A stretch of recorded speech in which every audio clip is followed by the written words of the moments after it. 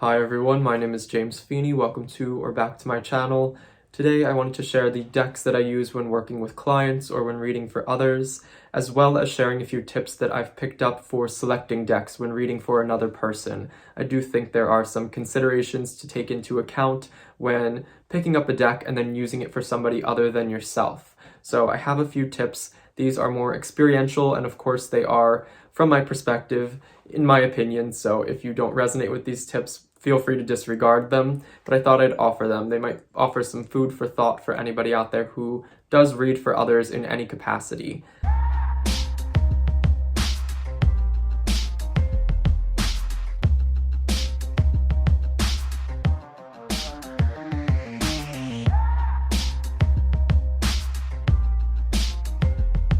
The first I have is to be confident in the deck that you're using and to have maybe some ample experience with this deck. You don't want to pick up a deck for the first time and do a reading for somebody else with it, being completely unfamiliar with the imagery, or if there are changes to the system or the names of the cards, things that you might not be familiar with. I think you need to have a lot of experience and a strong rapport with the deck that you are using for somebody else so that you can draw upon the imagery, so that you're not at a loss for words, so that you can communicate messages effectively without a barrier or any interference that may have to do with the system, the imagery, or the cards themselves. I really think it should feel like a very familiar friend when you've gotten to the point where you can use it for somebody else. I know that a lot of us are collectors and we have many decks at our disposal, and it can be very tempting to pick a shiny new deck or one that looks really interesting when reading for somebody else, but at the same time that can also lead to some confusion, and you don't want that to permeate or affect the reading in a way that's detrimental to the experience for the other person. Especially if you are a professional reader who is accepting money for your services, you do need to be able to perform to a certain capacity or level that is reflective of the cost that you may be charging for this. So I think that's important to take into account as well. Another is to pick decks that are well suited to your style of reading.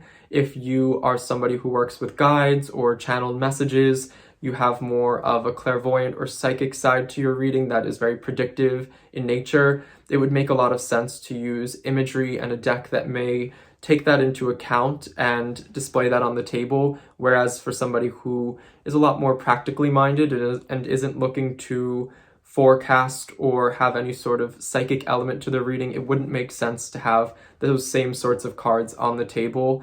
If you are more of a no bullshit type of reader who likes to offer things in a very critical way that is more helpful, you might want to pick imagery that is very straightforward, whereas if you like to have a more poetic or reflective reading style, having imagery or a deck that reflects that would be also very helpful. So do take into account the way that you communicate and the types of readings you like to offer, and then perhaps pick a deck that's well suited to that, which I think many of us do already. We have our style and preference, and that preference is usually in alignment with what we like and the way that we read. But I do think it's important to at least have that second thought where you run a deck through that filter before you use it with somebody, because you don't want to be delivering a message that is completely different or disconnected from the cards on the table. I think it's important to consider the fact that there does need to be that connection for somebody who doesn't know you perhaps, or doesn't know the deck that you're using as well as you do. So do factor that in your reading style in connection to the deck that you're using. Now, another big one is to account for the person you're reading for.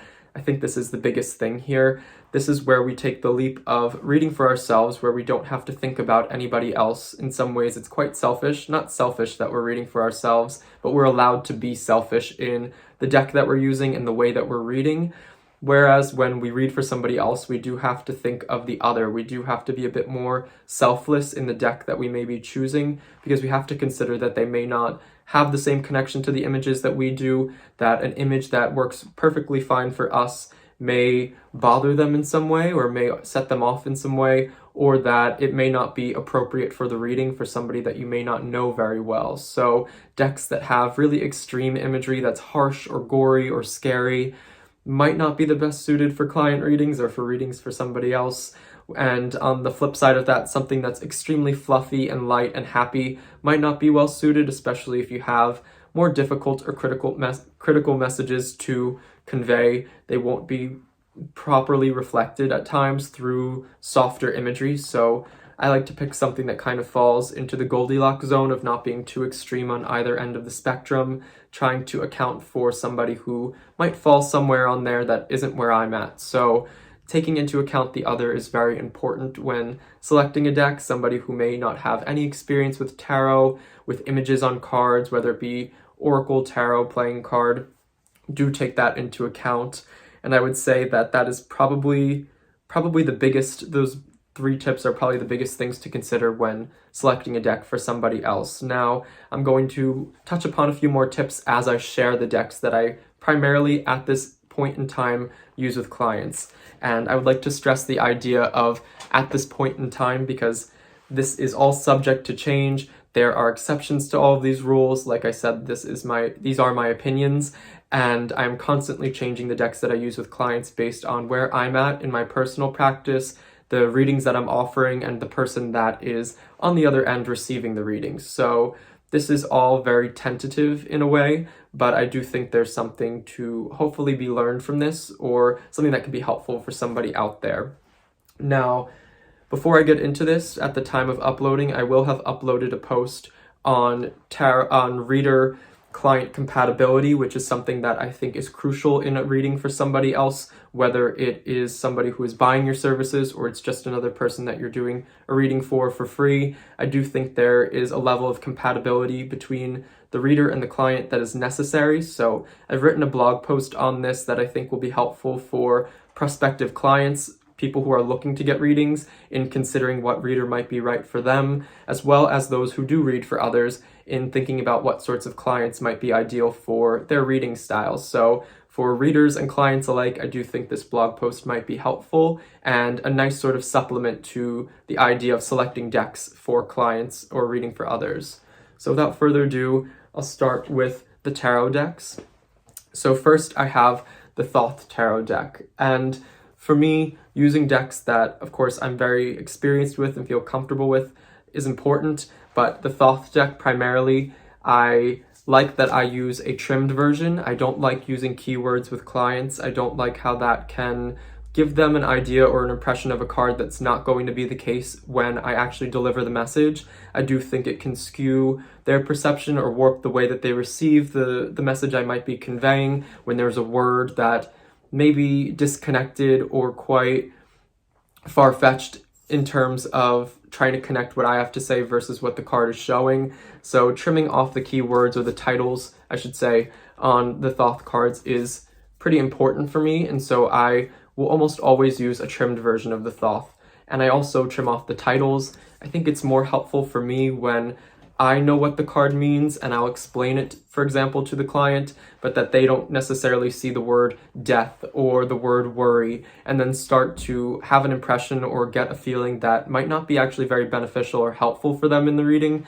So a big tip for me would be avoiding cards with keywords or phrases, or I would say more exaggerated or dramatic titles. Sometimes that can't be avoided, but in this case, I do find that having trimmed all of these off is helpful. And of course, I know this deck, like I said before, so well that I don't need to have the titles or keywords to know what these cards are, and so I can read it very fluidly.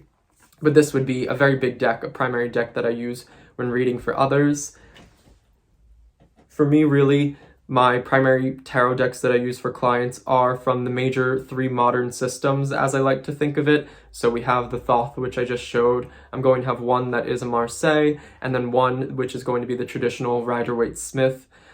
I think for me, I like to be very straightforward in my readings. I like decks that feel balanced, so they're not too light or dark, fluffy or harsh. I like to have something that's very just to the point and direct, and that is generally how I like to read and convey messages. There's something about my style, I think, that is very to the point and matter of fact, and so the decks I've chosen reflect that. I know I have many decks that have beautiful imagery, but that I wouldn't use for clients and that are just for me, and trying to rationalize getting decks just to use for clients for me isn't something that works. I have to kind of call myself on that bullshit, because most of the time any deck that isn't from those major 3 systems, that isn't directly correlated to them, isn't one that I'll find useful for clients. So the rest of my decks are, generally speaking, just for me. Of course, there are exceptions. There are times when I've brought in Tarot of the She. I'm trying to think of some other examples. The Fountain Tarot. So if you're out there and you've gotten a reading from me and the deck that I used isn't featured in this video, you are among one of the exceptions. Wish I could speak properly. So next I'll bring out a Marseille deck, which is more recently made its way into my reading rotation for others. I mentioned in a recent video that I'd enjoyed using the Jodorowsky deck. These are the backs. I find that the bright colors and imagery are really evocative, and so it's one among other Marseilles that I find clients respond to really well. I do think that trying to account for the level of interest that another may have in the imagery is important, and as far as Marseille goes, I know sometimes the visual sort of stimulation may be lacking, especially for somebody getting a reading who isn't familiar with tarot and the pips. So I do like to pick a Marseille that is more, I would say, vibrant. And so this is the one. It's the Jodorowsky, but I would say a lot of traditional Marseilles tend to be similar enough, so I might switch this up, but generally speaking, over the last few weeks and months, this is the one I've been using when I do use a Marseille for a client. So there's that. And then I have actually, which may be a surprise or may seem blasphemous on my channel, but the traditional Rider-Waite-Smith. This is just the plaid-backed version. Sometimes I'll use the Centennial, but the idea, the general gist is that it is the Rider-Waite-Smith traditional imagery.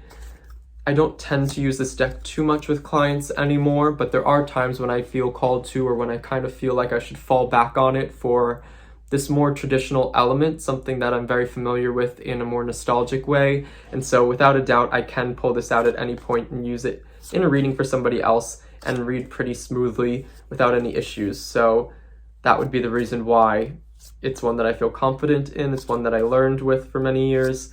And so there's that. I do find sometimes, like I said, with keywords that may give the wrong impression during the reading, that this deck does that sometimes. So you might, for example, come across the Ten of Swords and see all of those, see the person being stabbed, and the message that I have to convey, or the way that it feels for me in context of the reading, has very little to do with the violent image that's on the card, and so I don't find that very helpful for the client, and suddenly it's kind of tainted their view, or even the message that I might be conveying sort of has a layer to it that I don't find very savory or helpful for the client. So sometimes these images can be a little bit too evocative in a way that isn't accurate or pertinent to the reading, and so I do find that to be a detriment or something that's less helpful. So there are times when I won't use this deck, and that's the reason why. Decks that are too literal or straightforward in their imagery don't align very well with the style of reading that I do. So having very literal depictions that seem like the real world sometimes hurts the way that I convey a message. So there is that, and I do try to consider that when picking a deck for a client.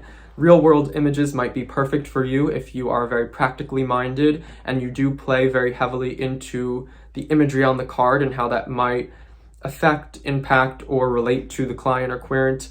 So that might be the reason that I don't use the Rider-Waite-Smith deck as much, might be the very reason that you do use it quite a bit. So do keep that in mind. Now, I'll go for a playing card deck. The only one that I found that I've used for clients recently, in the short time that I have been incorporating playing cards into my professional readings at all, is the Pagan Playing Cards by Usi. This is mostly because it's a very straightforward playing card deck. I have other playing card decks that are beautiful, ornate, they have scenes on them, and I love them for myself. But so far, the straightforward nature of Usi's Pagan Playing Cards is exactly what I'm looking for when reading playing cards for others. I do like the very illustrated courts that are unique, and it's not exactly like a traditional playing card deck in that all of the kings look exactly the same. There is some differentiation between the court cards, which I appreciate for the sake of adding personality, but when it comes to the pips, I do want something more straightforward for a querent or client. So this is the one that I've been using, and that's the reason why. Now, there are times when I'll factor in oracle cards into client readings. Generally, I'll use them for closing messages.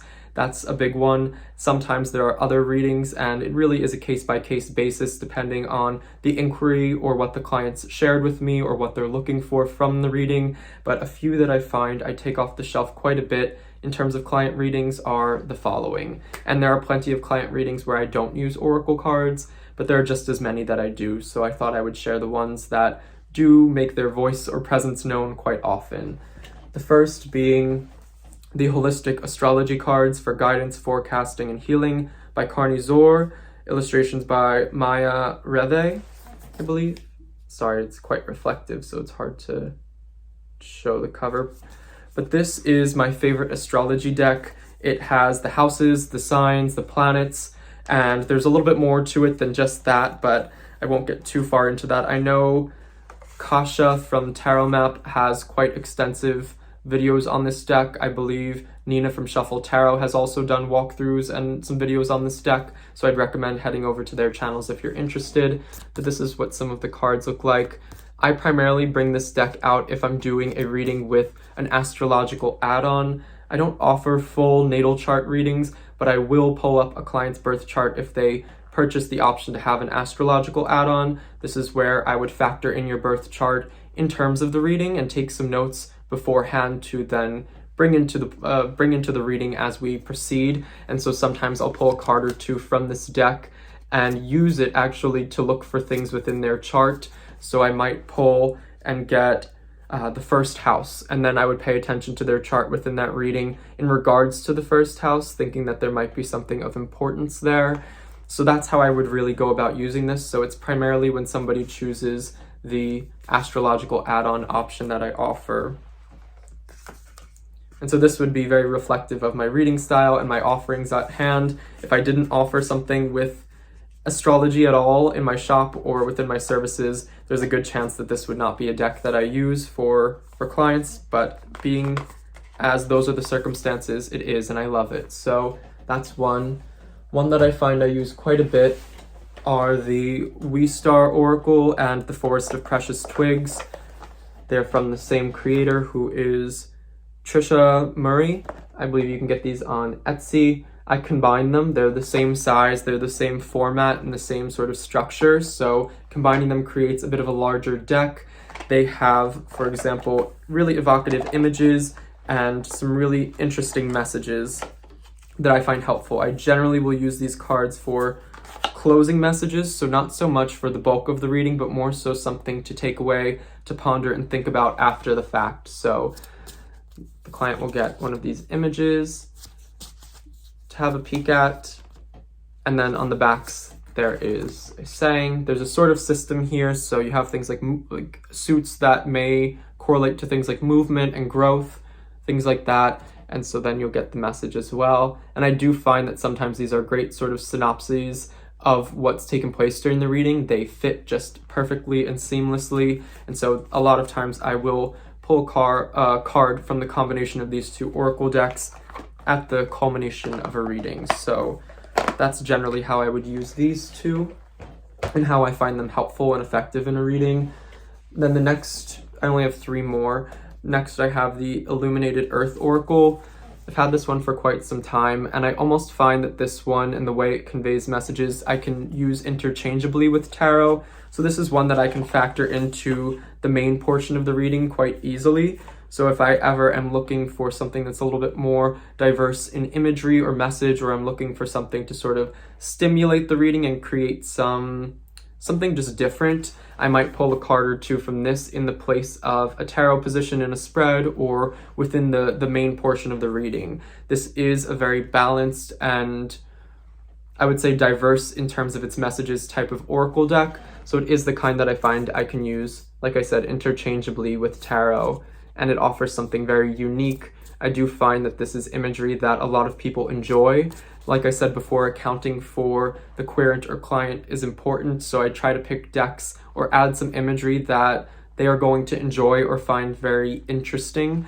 And this is one that I've gotten good feedback on. People tend to really like this and will ask for it if they come back for a reading, if they've gotten a reading and I've used these cards. And so that's really where this began. But I do enjoy using the Illuminated Earth Oracle, and the creator of this deck is Okay, Claire Mack. The creator is Claire Mack.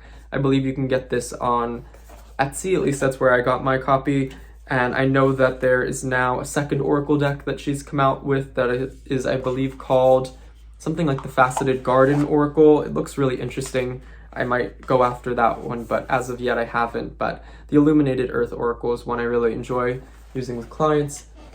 Another one, and this would be one that I tend to use for readings where we're working through more difficult elements or that are a little bit more reflective in nature, where there's a more intuitive flow to the style of reading. We have the Oracle Day Reflects by Celia Melesville, I believe, and I think you can get this on her website, and I forget what the website is, but if you Google the name, you will find it, and I believe that's how I found the deck as well. So it comes in this nice box. I just dropped the box, but it looks like this. I think it comes with this black edging. I don't think I did that myself, if I recall. So the images almost remind me of sort of tea-stained paper. There's something about them that reminds me of an old sort of fortune-telling quality. They are very interesting. So we have the French name and the English name, but they'll just say things like the horse. So there isn't a message here. There isn't a key word. You really have to use your intuition to decide, what does a horse have to do with the reading, the client, or the message? And so this would be a more intuitive style. I like how the images are a little bit more abstract and detached in some ways. And so you might try to think, how, for example, does the idea of winter play into a reading, and what might that say? So this is one I sometimes feel called to, especially for more flowing, intuitive style readings, but also for deeper, darker messages, mostly for the color palette. I would say with Oracle decks, I am more inclined to pick decks that fit the mood, whereas with tarot decks, I want a deck that can do everything. I want a deck that's balanced. I don't really have tarot decks that are, oh, I use this for love, or I use this for career. I want a deck that feels like it can do anything on any given moment, that is very versatile. So with tarot decks, they need to be able to cover the whole gambit of potential types of readings, whereas with Oracle decks, I will sometimes pick them according to the mood, the inquiry, or the client. And then the final deck that I have, which would almost be like the opposite end of the spectrum from the Oracle Day Reflects. This is the Moon deck, and this is written by Arona Leah, illustrated by Andrea Ke, I believe is how you would pronounce those names. This deck was actually a gift, one that I wouldn't have purchased for myself at all, but one that I enjoy quite a bit nonetheless, and I'm happy that I have it. I tend to use this in self-care readings, and so it is a smaller deck.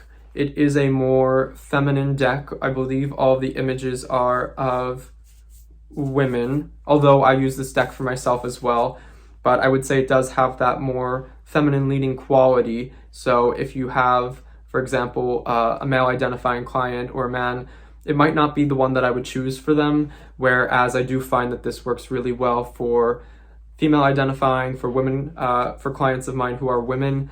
So there is that, do take that into account. Whereas I also wouldn't pick the Sol Invictus Tarot, which is all men. I wouldn't use that for the most part with a female identifying client or querent. So do try to keep the identity of your client in mind, if depending on how much you know about them going into the reading. I do think that that's helpful, but for the most part, I read for a lot more women than I do men at large. If I were to do analytics on my clients, I read for a lot more women than men. So I do find that this is one I can utilize quite often, and I will use it a lot of times in self-care readings, but also if there is a more healing aspect to the reading, maybe if the reading was really difficult or harsh in some way, and I feel like we need to bring it back to a place where they can do something constructive after the reading that is more kind, I'll use this deck. So you'll get images like these, and they have more of an affirmation style as opposed to a divinatory type of message. We have things like, I honor the natural process of growth and transformation. And so there's this, which you can then interpret, which I usually will offer and say something about before I turn to the guidebook. And this would be the one exception in all of my decks where I would use the guidebook, but I like to show, if it's a video reading or a Skype reading, I'll send a picture of the guidebook. If it's in person, I'll let them take a picture or something. But there is actually a ritual that accompanies each card, and they're usually very practical rituals that we can do in our everyday life. And I like to offer that ritual to the client or the querent, so that way they might actually try this out for themselves following the reading, and hopefully it offers something helpful, insightful. Maybe it helps them to retain what it is the message was, or to further, I would say, expand upon it. When I walk away from a reading, or when anybody walks away from a reading, I like to think that we take action based on what we've learned about ourselves and our lives and the choices we may have fleshed out. Change and taking action is crucial. If you just get a reading and think about it, I think that's almost a waste in some ways, or at least if I were receiving a reading, I would view it as a waste. So I want to take what messages I've received or what somebody else has received and give them something action-oriented to go forward with, that they could do if they choose to. And so with this, there is a ritual, and I find a lot of times that these rituals are really helpful and really uncannily fitting with whatever the reading covered. So this would be the one exception where I would break out the guidebook. I would say by and large, a tip, and this is definitely the exception, a big tip for reading for others would be to use a deck where you definitely don't have to use a guidebook, especially if you're reading professionally and you need to reference a book to offer a message. I think that maybe you aren't ready for professional reading if you have to do that. You really should just feel comfortable being able to read tarot or the cards or the deck that you're using very seamlessly without a book. But with this one, I find it's very difficult to memorize each individual ritual that has very detailed steps. And so I'll break out the book to offer and give that ritual essentially to the client or querent. So that takes us through the decks at this moment and for the last few months that I've used primarily with clients. I hope that that was helpful, along with the tips that I offered in terms of selecting decks to work with another or a querent or a client. Let me know what process you go through in selecting a deck to use for others, if you read for others at all, and what those look like. What does your practice look like in terms of personal decks and decks that are used outside of yourself for others? I hope you are all well. Like and subscribe if this was fun or interesting, and until next time, bye.